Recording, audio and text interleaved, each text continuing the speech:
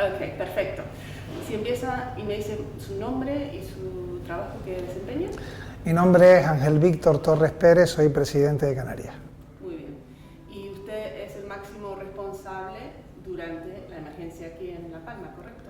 Así es, hay un comité científico y también un comité de distintas administraciones cuyo máximo responsable delegado es el consejero de emergencia, pero indudablemente el máximo responsable último es el presidente de la comunidad. Chiquita responsabilidad, ¿verdad? Sí, porque primero estábamos ante una situación que no sabíamos cómo iba a comenzar y si iba a comenzar, que era la erupción. Teníamos ejemplos de otras islas recientes como la isla del Hierro, en la que hubo trémor y movimientos que luego llevaron a meses para que llegara una erupción que fue en el mar. Aquí podía ocurrir en días, en semanas, en meses o no ocurrir nunca. Finalmente ocurrió y lo más importante era preservar las vidas, el que no tuviésemos daños personales, eso es y seguirá siendo siempre lo más importante ante cualquier emergencia y eso se logró. Es decir, esta situación de emergencia provocada por un volcán que hizo que se tuvieran que evacuar a 7.000 personas, que comenzó un domingo a las 3:15 de la tarde, que ya el día lunes, el día siguiente a las 24 horas había bastante destrucción en viviendas y en espacios diversos. La suerte es que se hizo un magnífico trabajo por la ciencia y por la responsabilidad que hizo que se pudieran evacuar a miles de personas sin tener que lamentar daños personales. En otros lugares lamentablemente sí ha habido muertes, aquí por suerte no la ha habido y agradezco a la responsabilidad de los palmeros y palmeras que respondieron a las órdenes, a la ciencia que adelantó lo que pudo ocurrir y a las fuerzas y cuerpos de seguridad que hicieron un trabajo ejemplar. Y eso es importante recalcarlo porque es la primera erupción urbana o semiurbana, con casas y tanta gente viviendo alrededor, ¿verdad?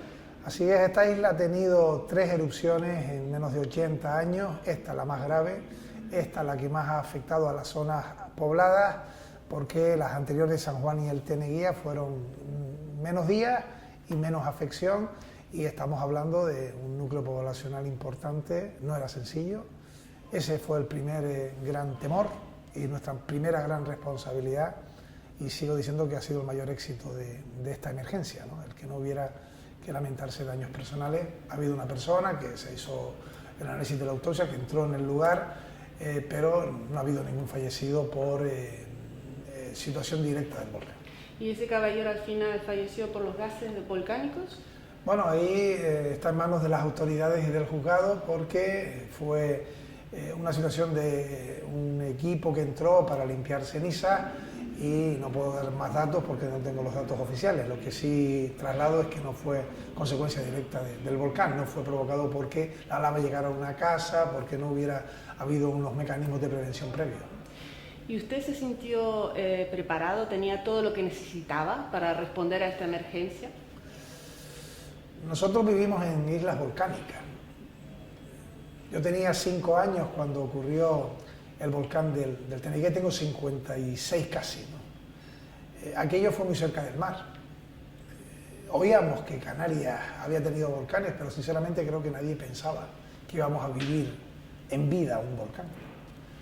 Por tanto, es algo desconocido. Yo me quedo con la frase de un científico que decía que el hombre ha llegado a la luna, que ha mirado al firmamento y sabe cómo son las estrellas, pero es imposible mirar hacia las entrañas de la Tierra, ¿no? Por tanto, lo que hay debajo de nosotros es desconocido. Se decía al principio que este volcán tendría una cuarta parte que el volcán del Teneguía y fue muchísimo más, multiplicado en no sé cuántas cantidades que el volcán del Teneguía, que sería de corta duración y fue larguísimo, en días, en semanas, en meses y en destrucción. Que las coladas serían poco relevantes, han sido coladas de kilómetros, ¿no? Por tanto, preparados no podíamos estar. Es verdad que Canarias lleva 2 años enfrentándose a distintas situaciones de emergencia y creo que hemos conseguido preparar un equipo excelente de profesionales. Lo hicimos con el incendio de la isla de Gran Canaria, con otras situaciones de emergencia posteriores, y creo que un poco la guinda de ese trabajo, o la prueba más difícil, ha sido este volcán. Sí, por supuesto. Pero creo que se ha hecho bien, sinceramente creo que se ha hecho bien. Tenemos que estar satisfechos y orgullosos del Instituto Volcanológico de Canarias, que nació con perspectiva insular en la isla de Tenerife.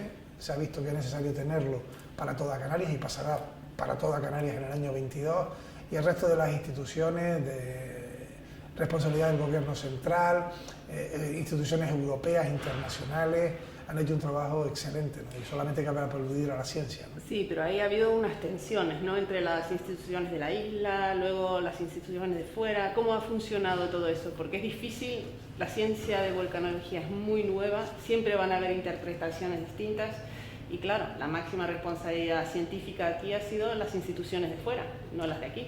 Sí, es normal que haya tensión.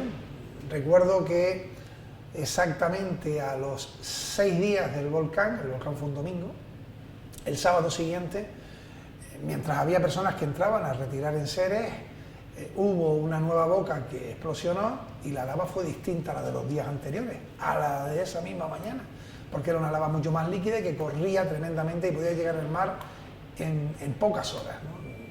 Por suerte no fue así y esa boca se dio, pero pudo haber ocurrido alguna desgracia importante, ¿no? Todo eso también lo adelantó la ciencia y había criterios divergentes, es normal, es normal.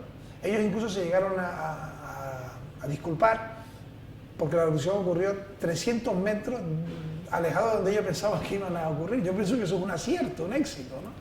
Sin embargo, se disculpaban, ¿no? Repito, han hecho un trabajo excelente y es para estar muy orgullosos de todo. Uno de los puntos que ha causado un poquito de estrés entre los residentes que hemos hablado, y está bien que hablemos de esto, es que el volcán erupcionó cuando el semáforo estaba en amarillo. Entonces ha habido un poco de polémica con la gente diciendo, bueno, que pensamos que esto era ya para otro momento, no para ahora, no dentro de 1 hora o 2. Haciendo un poquito la vista atrás, hubiera sido mejor elevar ahí están las actas, esa decisión fue exclusivamente científica.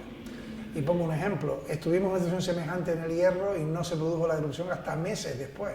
Aquí fueron horas después, pero nadie podía certificar que iba a ser ni ese día, ni la semana siguiente, ni los meses siguientes. Podía incluso no haber ocurrido nunca, ¿no? Ha habido ejemplos también en otros momentos en donde hemos tenido ese tremor y finalmente no se produce erupción, ¿no? Por tanto, la subida de los niveles, igual que los cambios de los niveles en estos momentos, porque la emergencia durará durante meses, aun cuando el volcán está apagado, se ha certificado el fin de la erupción, sigue la emergencia porque hay gases, porque hay también dificultades para acceder, hay problemas donde hay infraestructuras que han sido dañadas por el peso, por ejemplo, de la ceniza. También tengo que decir que subir el nivel de emergencia en su momento fue una decisión consensuada, científica y que obedecía a criterios objetivos. Claro, claro. Y siempre mirar para atrás es más fácil que tomar una decisión en el momento.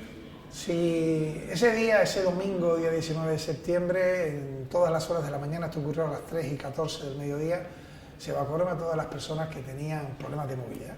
Y eso fue un ejercicio importantísimo. Ya se había hecho evacuaciones previas. Esa misma semana, entre el 13 y el 19, se reunieron a los vecinos de los distintos municipios y se les entregó documentación, información, como cómo evacuarse en caso de que hubiese un volcán. Hubo un trabajo previo de prevención, ¿no? Y repito que eso, la prueba de que se hizo bien es el éxito de que no hubiera fallecido por ese volcán. Una de las preguntas que le quería hacer es sobre la comunicación. O sea, lo que me parece que fue fantástico es que realmente han atendido la emergencia, pero quizás hubo no se acompañó tanto al palmero. O sea, no tuvieron científicos sociales que dijeran, bueno, quizás sería mejor tener un mapa de esta forma para que ellos lo comprendan mejor. Residentes que dicen, bueno, a mí me habló un científico, pero yo no soy vulcanólogo, no tengo idea de lo que significa eso. Vivimos en tierra de volcanes, tenemos que tomar un poquito una visión larga. En un próximo evento sería, ¿cree usted interesante dar un poquito más de...? Bueno, lo primero es que ya las personas que viven en Canarias ya saben que se puede dar un volcán en Canarias.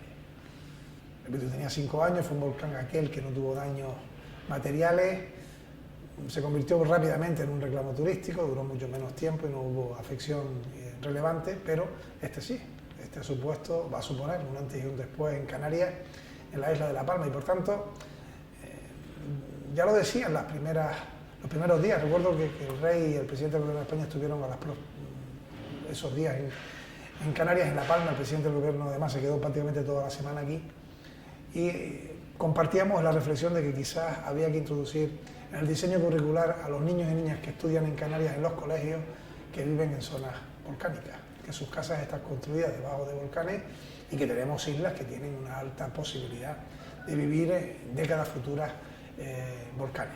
Esto ocurre también en otros territorios del mundo, sí, sí. Y la población está preparada. Hay archipiélagos que viven constantemente con la realidad del volcán. Nosotros participamos, por ejemplo, en la reconstrucción de la isla de Fogo, en Cabo Verde, que tuvo un volcán no hace mucho tiempo y se reconstruyó. Hemos visto volcanes en Hawái, se convive con la realidad vulcanológica. Los científicos, cuando nos escuchan decir que esto ha supuesto un desastre, lo ha supuesto un desastre porque se han perdido muchísimas casas, porque se han roto proyectos de vida, porque los recuerdos desaparecen y aquello que recibes de tus padres no existe porque la lava no sepulta. Se molestan cuando hablan de tragedia porque si no hubiera habido volcanes en Canarias no tendríamos islas, ¿no? Y esto al final es una demostración de la naturaleza contra la que nada se puede hacer y que es lo que nos ha permitido que existiéramos nosotros, ¿no? Ahora, ¿qué hay que hacer? Hay que reconstruir con cabeza, sabiendo que puede ocurrir de nuevo. Ojalá y no pase décadas, años, pero siglos, o sea, que no vuelva a pasar más, pero esto puede volver a ocurrir porque estamos en zonas volcánicas, ¿no? Y por tanto hay que planificar, primero desde el consenso y la relación entre todas las administraciones y quizás aprendiendo algunas cosas que tenemos que corregir. Exacto. Entonces, ayer estuvimos con el equipo de GESPLAN en Santa Cruz de Tenerife y quería primero preguntarle a usted qué responsabilidad tiene el gobierno de Canarias para poner nuevamente lo que había antiguamente, o sea, hasta dónde llega el gobierno y hasta dónde tiene que llegar el individuo, ¿no? O sea, ¿es la responsabilidad solo del gobierno de poner todo en orden? No, aquí tenemos una responsabilidad compartida de todas las administraciones. Nosotros no podemos hacer un cambio, por ejemplo, de planeamiento sin el visto bueno del gobierno central. Si toca aspectos que tienen que ver con el desarrollo del suelo, con ámbitos estatales, pero tampoco lo podemos hacer sin contar con el Cabildo, con los municipios donde queremos reconstruir desde el punto de vista de la planificación urbanística, ¿no? Y por supuesto no lo podemos hacer de espaldas a la sociedad civil. Por eso no es una responsabilidad exclusiva de una administración, es una complementariedad que exige también incluso la responsabilidad individual. O dicho de otro modo, el volcán ha ocurrido, ha llevado consigo un cambio de la orografía de La Palma y por tanto tenemos una nueva realidad natural. Ha sepultado muchas viviendas, incluso poblados completos. Tenemos que reconstruir primero en lugares que de entrada sean seguros, o lo más seguros posible. Y luego hay que hacerlo con criterios adaptados al siglo XXI. Muchas de estas casas son del siglo XVIII. Lo que no podemos es reconstruir en el siglo XXI pensando en el siglo XVIII. En el siglo XVIII se construía de otra manera, no había núcleos urbanos, no había sesiones públicas para tener una plaza pública, un colegio público, un espacio que sea un sistema local de espacios libres, que haya alcantarillado, que haya una red de alumbrado, que ésta sea sostenible, que se apueste por la energía fotovoltaica, que haya un ciclo del agua que sea regenerada. Es decir, no podemos construir o reconstruir dando pasos hacia atrás. Eso es verdad, pero claro, la reconstrucción va a tardar unos años, ¿no? Porque primero tiene que enfriar la lava, tienen que hacer todo este proceso de hablar con la población, a ver qué quieren, si quieren volver al mismo sitio, irse a otro sitio, cómo va a ser la reconstrucción. ¿Cuánto tiempo va a tardar todo ese proyecto? Realmente la reconstrucción, como amplio concepto, se ha dado desde el momento en el que se da el volcán y erupciona el volcán. ¿Por qué? Porque a quien se quedó sin casa le dimos una respuesta alojativa. Y han ido a hoteles. Ahí se estaba reconstruyendo porque no se le deja a nadie a su suerte. Es decir, en Canarias lo que hicimos fue responder primero a las urgencias. En medio del volcán hemos construido carreteras que se han abierto ya y que se hacían mientras el volcán estaba vivo. Pusimos desaladoras, un barco que daba agua a las zonas agrícolas. Ahí se estaba reconstruyendo ya.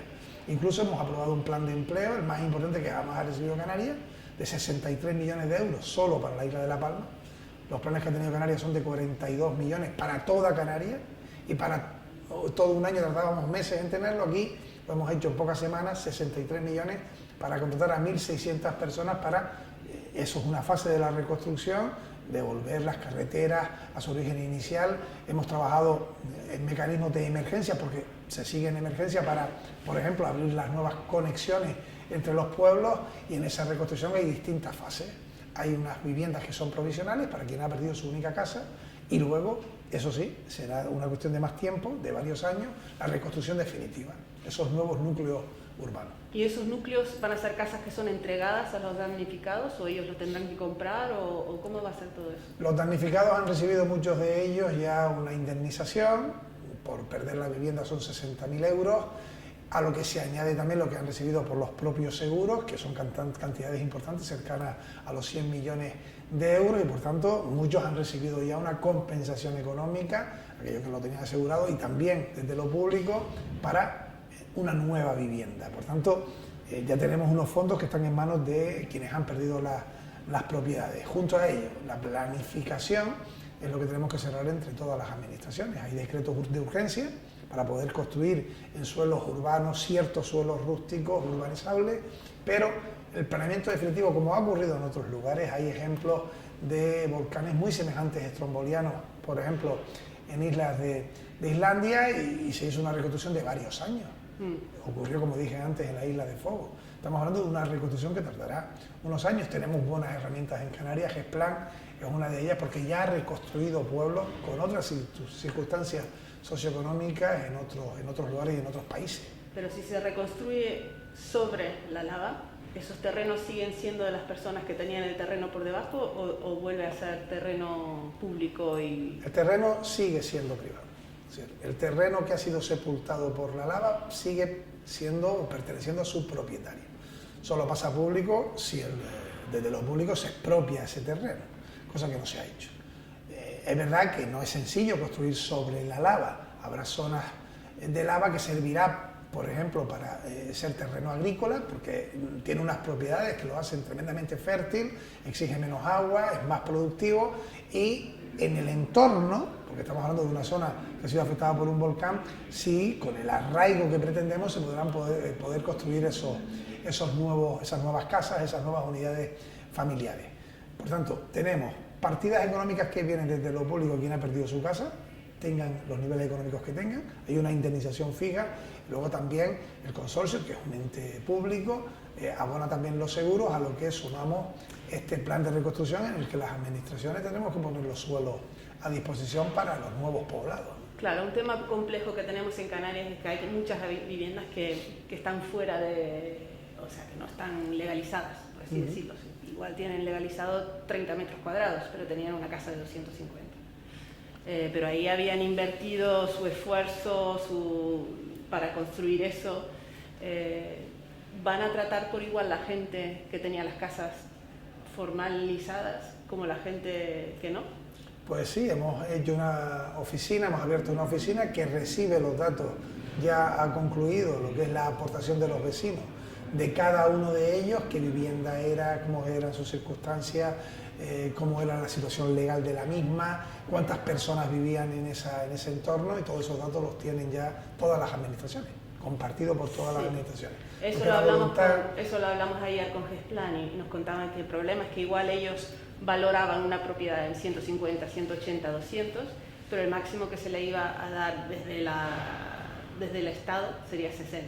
No, el 60 es una indemnización, sea la casa cual sea. Puede ser una casa que sea de 1 millón de euros inicial que de 50.000 euros. Será 60 la indemnización.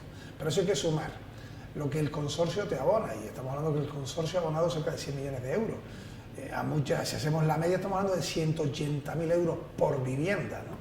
¿Que sea legal o que sea...? Sí, ya quien lo tenía asegurado. De hecho, incluso con el volcán en erupción hubo quien aseguró su casa, porque hubo empresas de seguros que pudieron y quisieron asegurar viviendas. Hubo una etapa ya que no, que la evidencia de que podía afectar a las viviendas era alta, pero eso se está analizando caso a caso. Tenemos contratadas de manera de emergencia a trabajadoras sociales que están analizando situación a situación. Hemos priorizado quienes han perdido su única casa, es lo lógico, ¿no? Priorizar a quien ha perdido su única casa, ¿no? Porque primero tenemos que responder a la gravedad social, ¿no? Pero todos los casos, repito, están siendo analizados por distintas administraciones. Aquí se siente todavía muchísimo estrés entre la población evacuada, damnificada. Sienten que, por ejemplo, no sabían qué estado tenía su casa cuando habían, por ejemplo, instituciones que tenían muchos drones volando. Había una compañía que vino, I Love the World, creo que pusieron un dron. ¿Cree que teníamos que haberlos acompañado más en el día a día? El pueblo o sea, Canarias, y específicamente la isla de La Palma, creo que lo han podido comprobar quienes han venido de fuera, medios de comunicación, representantes institucionales. Es un pueblo trabajador, humilde, generoso, hospitalario y agradecido. Y yo, cuando he venido a la isla de La Palma, y he venido prácticamente todas las semanas y en algunas ocasiones varias veces, solo he visto a gente que ha sufrido angustia, sufre angustia, no es fácil perder las casas, perder el sustento, el terreno que te daba la comida de manera permanente, pero sin embargo dan las gracias por el esfuerzo que se hace por ayudarles. El mensaje de que no nos abandonen ha calado y no se les va a abandonar, no los vamos a abandonar. Y creo que hay una implicación solidaria demostrada, ¿no? Pudimos estar más cerca de ellos, es que es complicado. Cuando alguien pierde un bien material, alguien pierde un ser querido, alguien pierde algo que forma parte de su vida, es difícil consolarlo, ¿no? A veces es imposible, ¿no? Solo lo hemos intentado. Lo han intentado. Eso está muy bien. ¿Y usted se ha sentido respaldado desde Madrid? Como gobierno de Canarias, ¿siente que desde Madrid les han apoyado en todo lo que ha hecho falta? Porque hemos visto al presidente, pero otra vez hemos hablado con gente que dice que no venga, simplemente que nos mande el dinero, pero para que venga aquí con su chaqueta y tal. O sea, la gente habla, ¿no? Con un café es muy fácil. Claro. Pero como presidente del gobierno de Canarias, ¿usted se siente como que han hecho todo lo que se ha podido hacer o falta más? Si meses después de la erupción me hicieras esta pregunta, resulta que el gobierno de España no hubiese puesto fondos económicos, te diría que hubiese sido una decepción. Pero cuando estamos hablando de que a día de la fecha estamos hablando de más de 200 millones de euros que han llegado directamente a la sociedad palmera, que han llegado, no que van a llegar, creo que hay que ser justo y reconocer que el gobierno de España ha estado al lado de esta tremenda tragedia y drama, ¿no? Y lo diría fuera el presidente del color político que fuese. Es verdad que pertenece a mi misma formación política, pero no es así, por ejemplo, con el presidente del Cabildo de La Palma, y ha reconocido públicamente que el gobierno de España ha estado ahí en estos momentos difíciles. Esta es una tragedia, pero la historia está llena de drama. En Canarias hemos vivido situaciones tremendas. El Delta se llevó por delante terrenos, casas, y la respuesta del gobierno de España en esta ocasión ha sido la más rápida, la de mayores fondos, la de mayor implicación. El presidente del gobierno de España vino el mismo día que tuvimos la erupción. Estuvo esa semana aquí, se fue a Estados Unidos y regresó, y se encaró con los vecinos para animarlos y para que también se pudiera recibir cualquier crítica, ¿no? No es verdad cuando dicen que no han llegado las ayudas, eso es falso, ¿no? Es verdad que a lo mejor en un café se puede decir, ¿no? Pero no es verdad. Y lo que hay que decir es decir la verdad.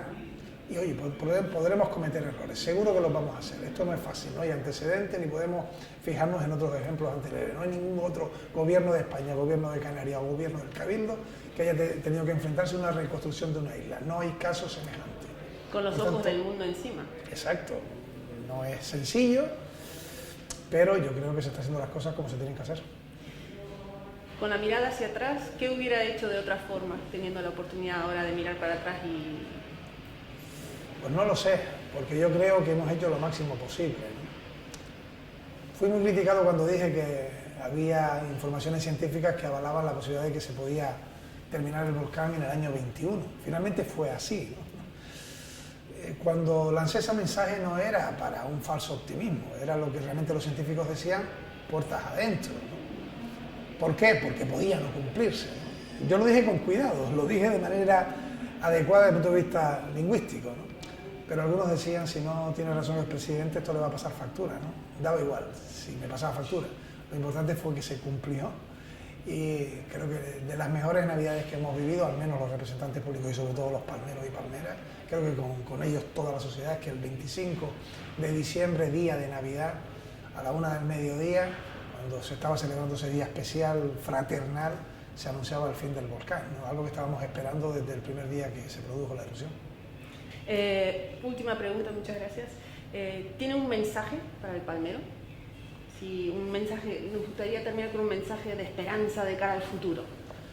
Lo primero es decirle que a esta isla se la conoce como la Isla Bonita, ¿no? Es una isla que tiene desde el punto de vista ambiental, un cielo único en el mundo. Tiene una caldera, la caldera de Taburiente, que es un monumento a la naturaleza. Tiene unos cambios de clima entre el norte y el sur que son espectaculares y se le ha llamado siempre la Isla Bonita. Ha sufrido 3 volcanes en 80 años y sigue siendo hoy la Isla Bonita. Yo creo que ahora, una vez apagado el volcán, hay que utilizarlo como oportunidad para incluso lanzar esa propuesta y que se pueda concretar de una isla que desde el punto de vista de la reconstrucción lo hace teniendo en cuenta la sostenibilidad medioambiental y que se convierta en un ejemplo. Y yo estoy convencido que en estos momentos de duros presentes para las palmeras y palmeros, porque han perdido, repito, sus casas, muchos de sus trabajos, están tirando de ERTE, de planes de empleo, el futuro será esplendoroso, porque yo estoy convencido que esta isla será mucho más bonita que lo que fue antes del volcán. Nos toca ahora pasar una travesía dura, pero seguirá siendo y ampliada la Isla Bonita de Canarias.